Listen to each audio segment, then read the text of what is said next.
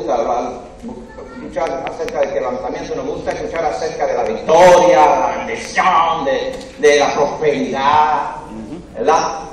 Y muchas cosas así, de las promesas.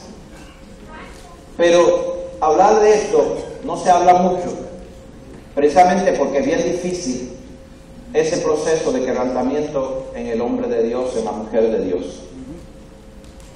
Tiene que ver con destruir, con romper. Con destruir, con romper. Es el método de Dios. Es el método de Dios. El quebrantamiento es el método de Dios para lidiar con nuestro espíritu independiente. Diga independiente. Independiente. Importante que escuche, espíritu independiente. Y no sé si fue Samuel que en una ocasión, me gustan mucho los chistes de Samuel, quizás Samuel utilizaría ¿verdad? Yo creo que lo usó una vez, de Pepito. Pepito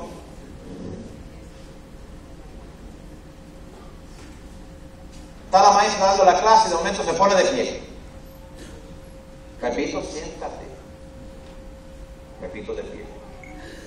Pepito, que te sientes. Pepito se sienta. Al ratito Pepito, de pie otra vez. Pero Pepito, ¿qué tú haces de pie? Siéntate, mijo, siéntate. Pepito se sienta otra vez.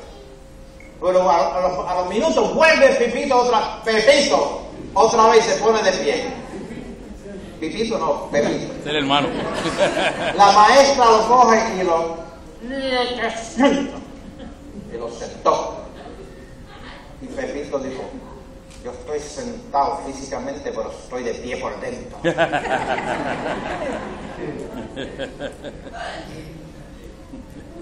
Pepito necesita quebrantamiento, quizás, disciplina. Y Dios sabe que también nosotros muchas veces lo necesitamos. Amén. Y recuérdelo, es el método de Dios para lidiar con esa independencia nuestra. Y luego que Dios quebranta un hombre, una mujer, luego viene un tiempo de bendición, un tiempo donde comenzamos a disfrutar a Dios, donde entonces comenzamos a entender el principio. Una vez quebrantado, comenzamos a entender el principio del quebrantamiento. Juan lo dice en Juan capítulo 12, verso 24, lo dice de esta manera: les digo la verdad, el grano de trigo, a menos que sea sembrado en la tierra y muera, queda solo. Sin embargo, su muerte producirá muchos granos nuevos, una abundante cosecha de nuevas vidas. Ese proceso de morir, del grano morir, ese grano eres tú, ese grano soy yo. Hasta que no pase por ese proceso de morir, no va a echar frutos, a dar frutos. Por lo tanto, mire lo importante de este proceso. Entonces, morir es el método de Dios a través del cual Él nos quebranta. Esa muerte es sumamente doloroso. Yo lo digo por experiencia, porque aún todavía yo estoy en ese proceso. Y yo estoy seguro que en mí todavía hay cosas que necesitan ser quebrantadas. Y creo que seguimos en ese proceso hasta el día que nos vayamos con el Señor. Amén. Pero a mayor quebrantamiento, mayor bendición. ¿Será que Dios se goza? Hay tres razones bien importantes para el quebrantamiento. Primero, nos lleva a la madurez espiritual.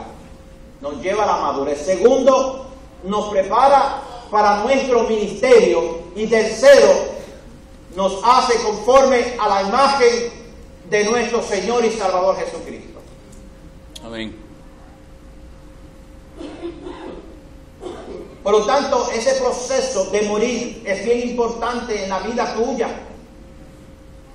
como creyente, como hombre, mujer, como hijo de Dios. Es sumamente importante. ¿Por qué? Porque el pecado nos llevó a vivir independiente de Dios, a ser rebelde, como Pepito.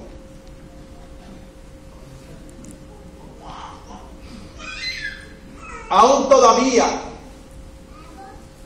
vivo por dentro, en control de la vida.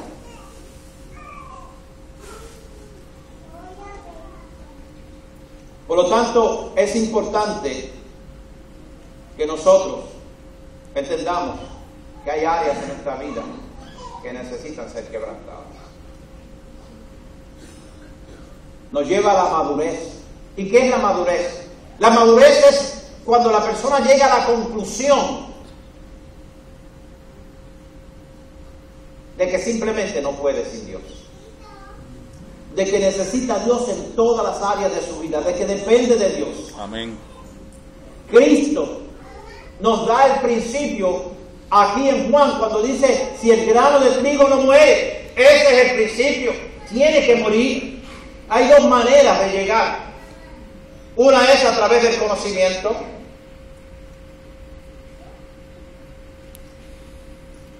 pero otra es a través del quebrantamiento. Hay cosas que nosotros aprendemos de la Escritura porque nos las enseña o nosotros las leemos y entonces cogemos y la aplicamos a nuestra vida y no tenemos problemas. Pero hay otras áreas en nuestra vida que Dios nos tiene que llevar por el quebrantamiento para que podamos entender. Amén. Para que entonces para que nos sometamos al Señor. El viejo cuento de los niños: no te trepes en la reja que te vas a caer. Hay niños que pues a lo mejor se bajan pero hay otros que siguen haciéndolo por más que tú se lo dices. No toque la estufa, nene. Tú no ves que esto está caliente. No toque la estufa. Mira, tú toques la estufa. Uy, está caliente, uy. Y allá va. ¡Ay! Y empieza el grito. Nosotros hacemos lo mismo. Amén.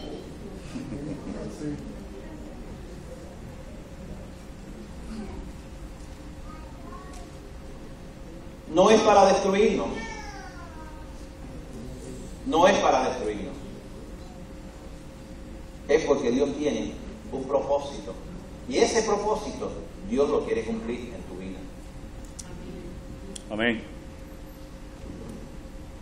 Somos rebeldes. Y por esa rebeldía, si Dios no nos quebranta, nos destruimos nosotros y destruimos el propósito de Dios. Amén. Nos destruimos. Y el propósito de Dios también. Entonces Dios tiene que remover todo obstáculo para cumplir su propósito. La escuela para esto, solo confiar en Dios. Y déjame decirte que Dios tiene en la mirilla esas cositas que hay en tu vida que hay que quebrantar, que hay en mi vida. Dios las tiene. ¿Y cuántas veces Dios te ha hablado a las buenas? Nos habla a las buenas y sigue hablándonos.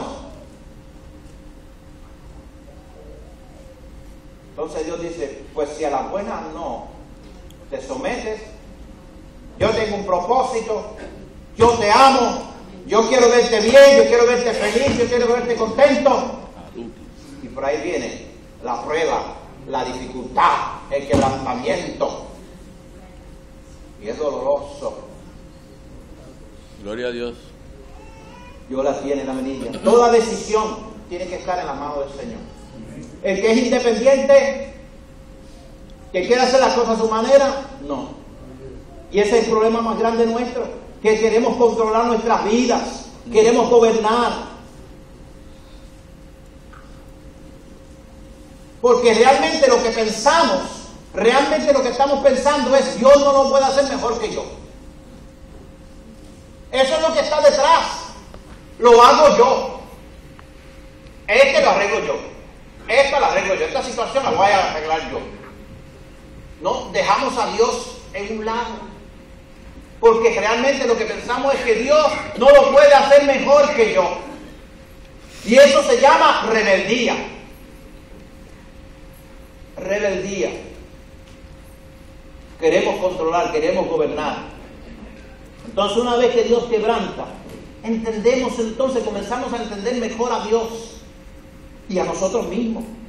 Y comenzamos a comprender a los demás. Y comenzamos a ser más tolerantes. Comenzamos a ser más tolerantes en el trato uno con el otro. Y el deseo de buscar a Dios aumenta. Y la sensibilidad de la presencia de Dios de momento nos damos cuenta de la presencia de Dios. Mientras otros están pensando en otras cosas y no se dan cuenta, y Dios se está manifestando. Porque Dios comienza a abrir los ojos. Yo paso por aquí cuando voy en casa, muchas veces en casa de mi mamá, o para cualquier otro sitio. Muchas veces yo voy por una carretera que llega al puente de Trujillo Alto, que es como por la parte de atrás por ahí, de yo vivo. Y muchas veces yo paso por ahí y hay ya llegando al puente, a la orilla del río, hay como un club de caballos, de paso fino. Ajá.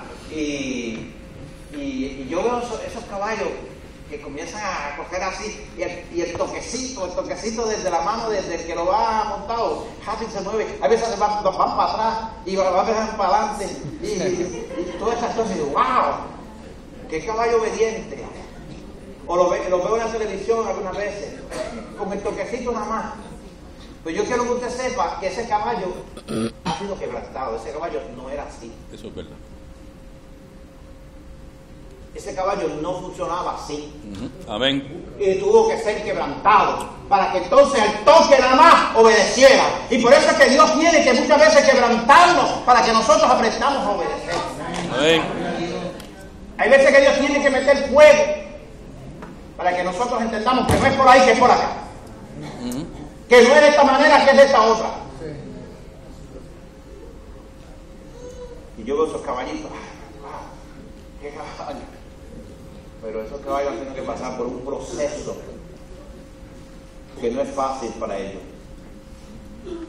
En el Antiguo Testamento encontramos hombres gigantes, que hablamos mucho de ellos, mucho de estos hombres. Uno de ellos es Moisés. Moisés, Dios quiso quebrantar a Moisés. Porque primero quería que fuera libertador de Israel y que estableciera a Israel como nación. Mire el propósito de Dios. Yo no sé el propósito que Dios tiene contigo.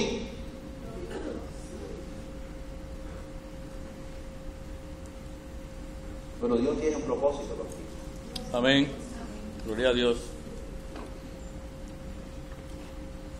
Y antes que Dios lo comisionara, Él intentó cumplir el propósito de Dios, el llamado, porque Él sabía cuál era el llamado de Dios. Él sabía, porque en una mató a un egipcio que estaba haciéndole daño a uno de su pueblo, uno de los hebreos. Y en otro momento encontró a dos hebreos discutiendo y peleando y se metió. Y entonces uno de ellos dijo: ¿me vas a matar a mí como mataste a aquel egipcio? ¿Y para dónde tuvo que irse Moisés? Para detrás del desierto. Tuvo que cruzar todo el desierto y estar allá atrás cuidando ovejas por 40 años. Porque aunque él tenía quizás los medios, las riquezas, la juventud, el prestigio, el privilegio, los privilegios que tenía como hijo de la hija de Faraón, sirvientes, carros, y también conocía su llamado, él pensó que él podía. Pero usted sabe que Dios sabía que tenía que arrancar aquello en lo cual él confiaba, porque él iba dirigiendo 2.5 millones de seres humanos y tenía que quebrantarlo para que él obedeciera. Cuando Dios le dijera: es por aquí, cuando le dijera: es por allá. Y conté con eso, no pudo entrar a la tierra prometida, porque un día le dio una pellizquería que le metió un pantazo a la piedra aquella con coraje, y no entró a la tierra prometida. El trato de Dios contigo, el trato de Dios con nosotros es un trato especial. Y Dios tiene que sacar la rebeldía de nosotros, ese espíritu independiente. Y Moisés, Dios tuvo que bregar con él. No podía confiar 2.5 millones de personas a una persona orgullosa. Dice en Hebreos 11:26 que dejando las riquezas, dejó las riquezas y todo por el vituperio de Cristo. Todo aquello, pero Dios lo ayudó. Porque Dios permitió unas cosas en la vida de este hombre. Como no hace mucho que estuvimos predicando acerca de las asnas que se perdieron. Que Dios tuvo que ver con que las asnas se perdieran. Y Saúl fue a buscar las asnas. Y en esa búsqueda de las asnas Dios tenía un propósito. Y hay veces que nos suceden cosas a nosotros que Dios la usa precisamente porque Dios tiene un propósito. Y Dios quiere bregar contigo. Amén. Entonces, vemos a este hombre, Moisés, que cambió de ser un hombre autosuficiente a un hombre independiente, o sea, totalmente dependiente de Dios. En la independencia salió y se convirtió en un hombre humilde, tanto así que cuando Dios lo llamó para que hiciera precisamente lo que él quería hacer antes, dijo: yo soy tartamudo. Y comenzó a poner pretextos, porque cuando tú te encuentras que eres capaz para la tarea es porque no lo eres, porque depende de tu capacidad. Y cuando nosotros nos damos cuenta que no es por nuestra capacidad, sino es por el poder de Dios, la cosa cambia. Aleluya. Porque entonces dependemos de Dios, no de nuestra capacidad. Cambió el palacio por el desierto. Oigan, pero ¿no hizo Jesús algo parecido? Dejando tu trono de gloria, y nos vino a sacar de la escoria. Aleluya. Gloria a Dios. Por lo tanto, Moisés fue un hombre que Dios tuvo que quebrantar. Pero mire David y Saúl, los primeros dos reyes de Israel. Dos reyes. Deja poner el reloj, porque yo creo que hoy estamos como que cortos.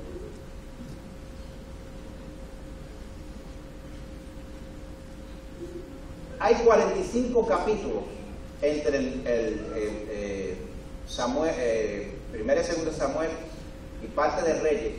45 capítulos que hablan de estos primeros dos reyes. Y los restos 45 capítulos hablan de todos los demás reyes. Porque Dios quería que estuviera bien claro la diferencia entre Saúl y David, el primero y el segundo rey de Israel. Él quería que esto se registrara cabalmente total. Dos vidas, dos hombres. ¿Por qué? Porque son dos arquetipos, prototipos, dos modelos de personas, de hombres, de líderes, de hombres de Dios, de creyentes. Mire, tenían muchas cosas en común. Voy rapidito, manténgase alerta. Dos cosas en común, muchas cosas en común tenían ellos. Primero, los dos eran jóvenes cuando fueron usados por Dios. Los dos eran hermosos. Los dos provenían de familias de poca estima. Tengo las citas aquí, pero no se las voy a dar porque usted lea primero y segunda de Samuel y Reyes.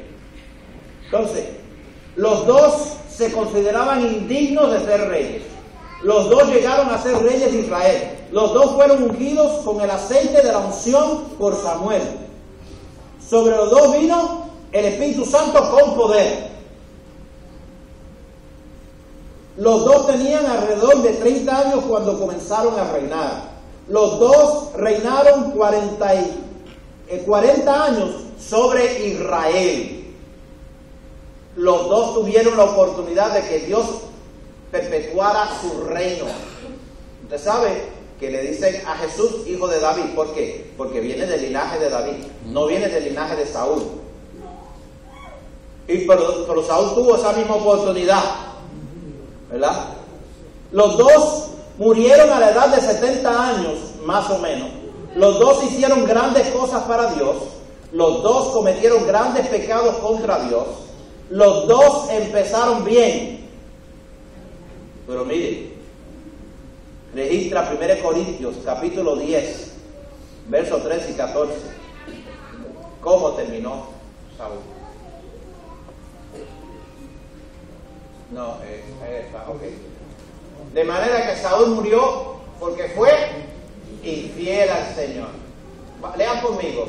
No obedeció el mandato del Señor e incluso consultó una video. No era like, ¿sabes? Era video. En lugar de buscar la dirección del Señor. Así que el Señor le quitó la vida y le entregó el reino a David. No de Israel, hijo mío, ese es otro Israel. Y mira a David, primera de Crónicas, próximo texto. Murió en buena vejez, habiendo disfrutado de una larga riqueza y honor. Después subió Salomón, gobernó su lugar, y así sucesivamente. Empezaron bien, tenían las mismas oportunidades, sin embargo, había una diferencia abismal de cómo terminaron ambos. Diferencia. Saúl, mira la diferencia. Saúl, cuando fue ungido, saltó al trono. David debió esperar. Dios hizo algo diferente.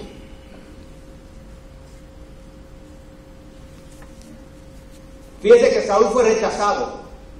Y tan pronto Saúl fue rechazado, Dios se lo dijo a Samuel. Y le dijo a quién tenía que ungir por rey. Sin embargo, Dios, David no entró al reino rápido. Tuvo 10 años, entre 10 a 13. No estoy seguro si 10, algunos dicen 10. Huyéndole a Saúl, habiendo sido ungido por rey. Uno esperaba, bueno, que sacaran a Saúl y metieran a David. Pero lo que pasa es que Dios quería hacer algo por David.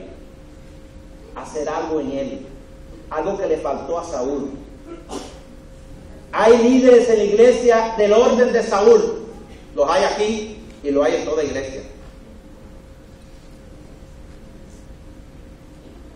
En el orden de Saúl. Y hay líderes en el orden de David.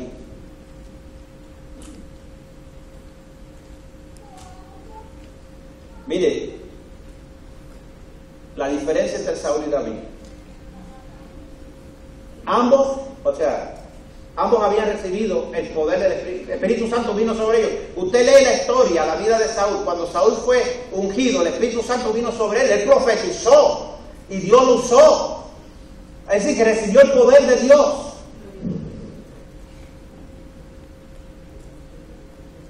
Pero sin embargo, no tenía nada del Espíritu. No conocía la vida del Espíritu. Yo quiero que me entiendan esto, porque es bien importante. Puedes tener el Espíritu Santo porque cuando tú recibes a Cristo como tu Señor y Salvador, viene el Espíritu Santo a morar en ti. Amén. Luego viene la llenura del Espíritu Santo. ¿Qué es esa búsqueda, esa insistencia? El Espíritu Santo comienza a llenarte. Dios te puede usar porque Dios puede usar hasta las piedras. Dios usó una mula. Amén. Y no tiene nada de espíritu.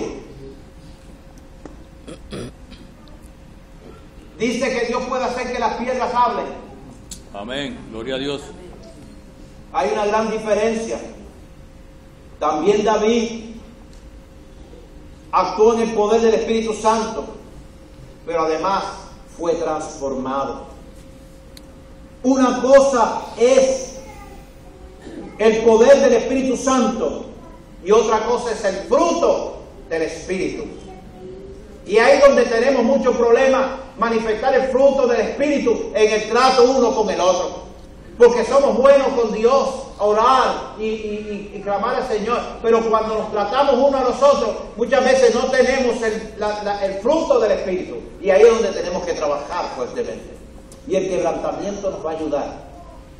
Una cosa es el carisma y otra cosa es el carácter.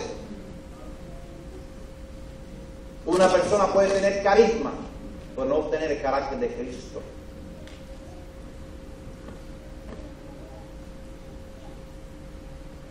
Reinar o tener un ministerio y tener el poder de Dios, o sea, el Espíritu Santo, sin amor,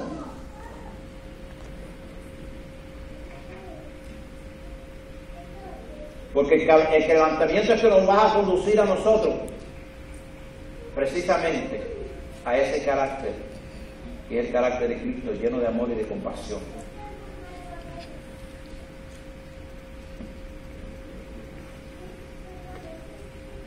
Yo no sé si yo le di 1 Samuel 16. No. Hay un verso ahí, verso 14.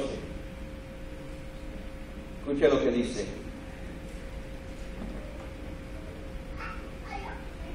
Del 12, ¿vale? Entonces Isaí mandó a buscarlo. El joven era trigueño y apuesto y de hermosos ojos. Y el Señor dijo: este es úngelo. Hablando de David. Al estar David de pie entre sus hermanos, Samuel tomó el frasco de aceite de oliva que había traído y ungió a David con el aceite. Y el Espíritu del Señor vino con gran poder sobre David a partir de ese día. Luego Samuel regresó a Ramá. Ahora bien, el Espíritu del Señor se había apartado de Saúl y el Señor envió un espíritu atormentador. Y nosotros hablamos mucho del Dios de amor, pero se nos olvida que Dios también es fuego consumidor.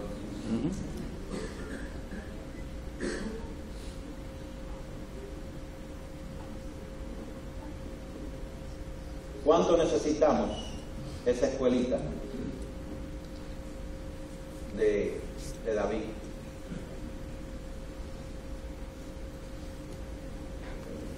Y es ahí donde Dios trata con nuestro orgullo, nuestra soberbia, nuestra autosuficiencia, nuestra confianza en nosotros mismos.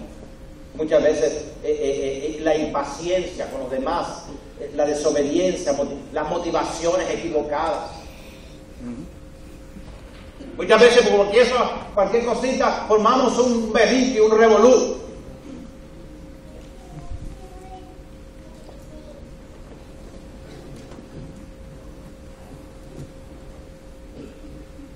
Porque una cosa es ser usado, otra cosa es ser aprobado. Una cosa es ser usado por Dios y otra cosa es ser aprobado por Dios.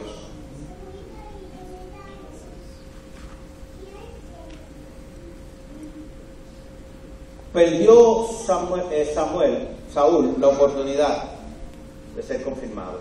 Lo encontramos en 1 Samuel, capítulo 13, verso 8. No se dice.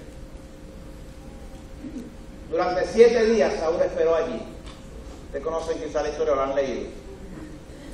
7 días Saúl esperó allí, pero le habían dicho que esperara 7 días, según las instrucciones de Samuel, pero aún así Samuel no llegaba. Saúl se dio cuenta de que sus tropas habían comenzado a desertar, de modo que ordenó, o sea, las tropas de Saúl estaban listas, había guerra con otro pueblo. Y dice que Saúl se dio cuenta que sus tropas habían comenzado a desertar, de modo que ordenó: tráigame la ofrenda quemada y las ofrendas de paz. Y Saúl mismo sacrificó la ofrenda quemada. precisamente cuando Saúl terminaba de sacrificar la ofrenda quemada, llegó Samuel. Saúl salió a recibirlo, pero Samuel preguntó: ¿qué pasó, hijo? ¿Qué tú hiciste? A ti no te tocaba hacer eso. Eso no te correspondía a ti. Tú eres rey, el sacerdote soy yo. ¿Desobedeció a quién? A Dios. Y eso le costó a él el que Dios no confirmara su reino. La desobediencia nos trae consecuencias. Y él, pues, perdió esa oportunidad. Le había dicho que esperara 7 días.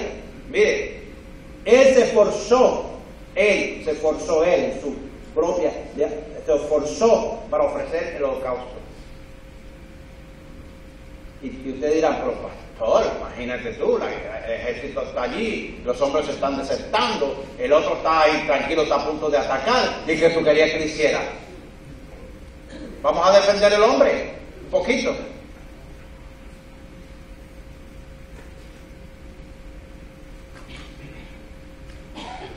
Eso lo hizo también con Agar, Abraham. Está esperando. Mira la guerra que tenemos ahora con los musulmanes.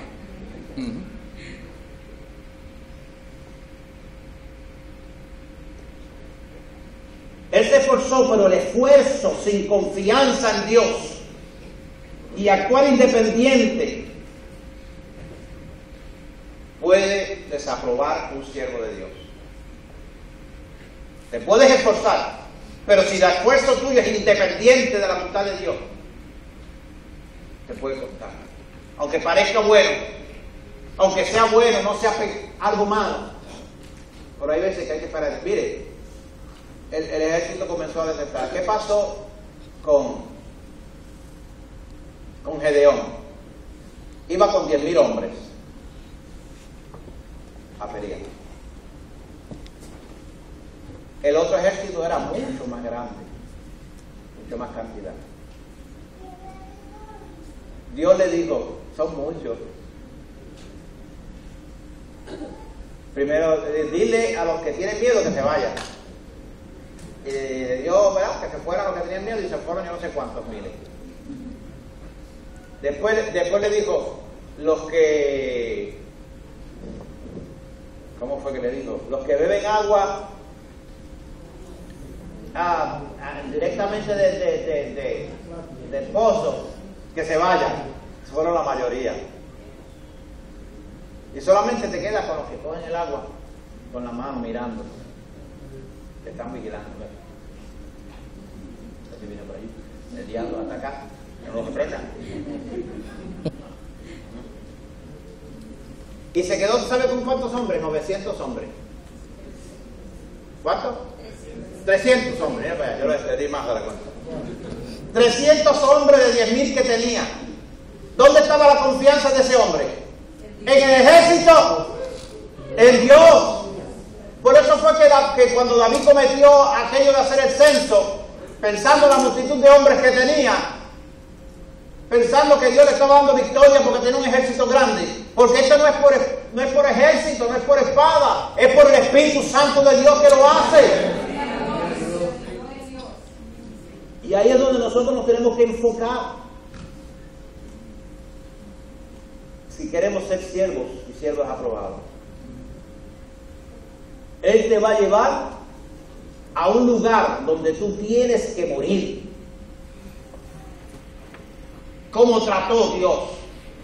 No quiero hablar hoy de Jesús. Mucho, lo voy a dejar para otro día.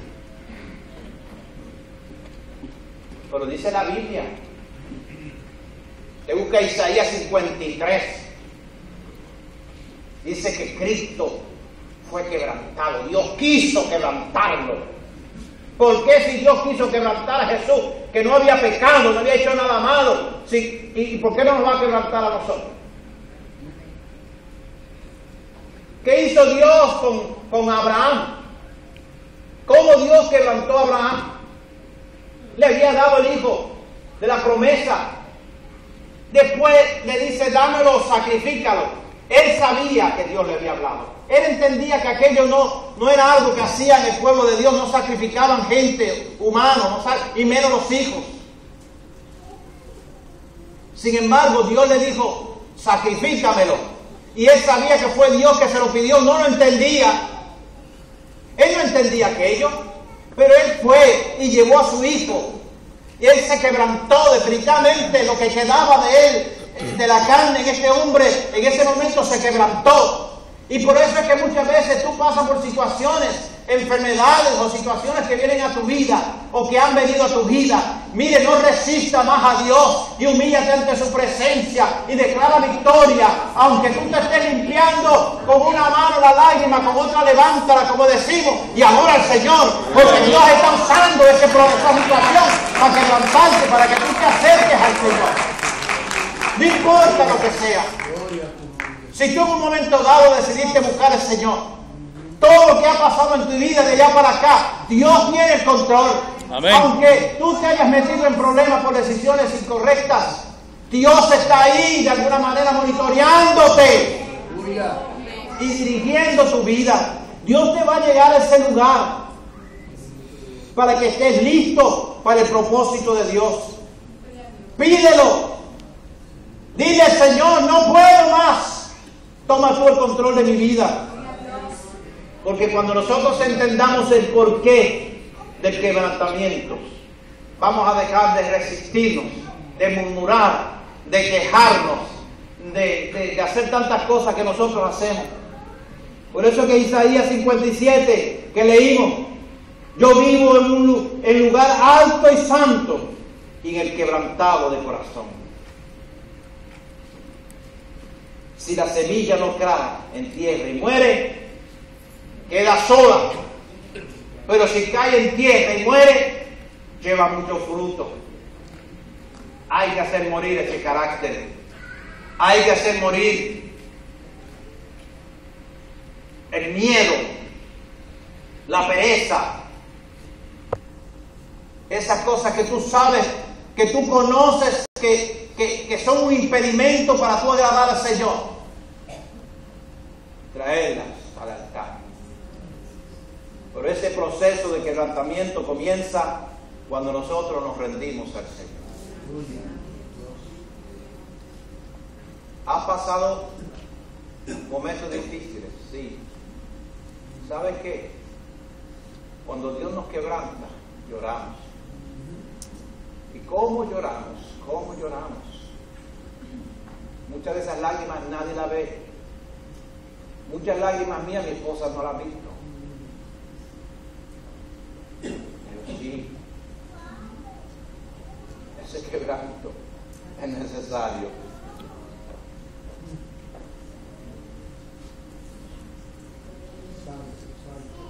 Es necesario morir yo para que Dios sea glorificado. Aquí se han hecho 2 llamados al altar, uno para orar y ahorita hicieron otro. Yo voy a hacer un tercero.